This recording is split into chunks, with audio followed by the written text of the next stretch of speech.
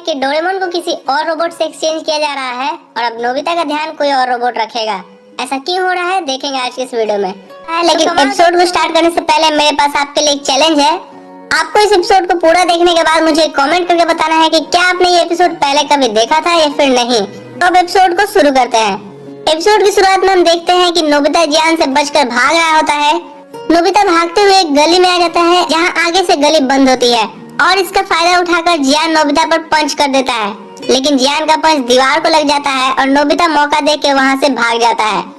Nobita घर आने के बाद डोरेमोन से पूछता है, डोरेमोन मुझे कोई ऐसा गैजेट दो जिससे मैं जियान को सबक सिखा सकूं। डोरेमोन बहुत गुस्से में आ जाता है और कहता है, चुप हो जाओ नोबिता। नोबिता पूछता है, डोरेमोन तुम्हें क्या हुआ? डोरेमोन बताता है, रोबोट मेकिंग कंपनी ने मुझे 22वीं सदी में वापस बुला लिया है। वो कह रहे हैं कि मैं खराब रोबोट हूँ, इसलिए वो मुझे किसी और रोबोट से एक्सचेंज कर रहे हैं और अब तुम्हारा ख्याल कोई और रोबोट रखेगा। मुझे माफ करना, लेकिन अब मैं तुम्हारे साथ नहीं रह सकता।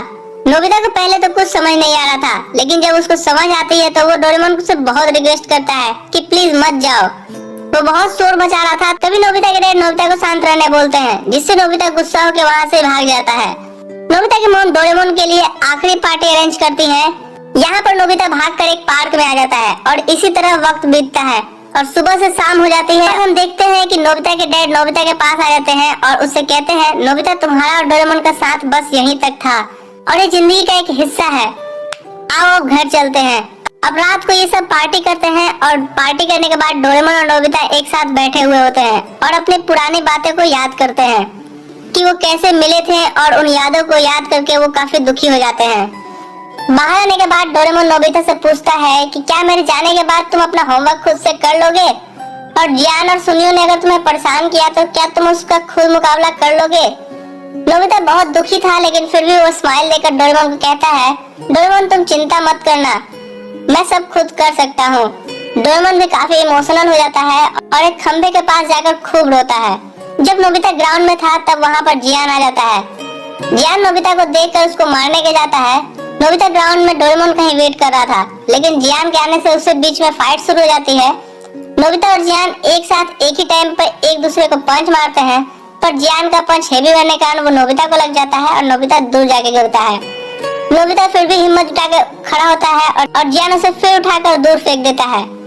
नोबिता वापस से फिर खड़ा होता है और वो हार मानने का नाम ही नहीं ले रहा था, क्योंकि उसे डोरेमोन से किया हुआ वादा याद आ रहा था कि वो उसके बगैर भी रह सकता है।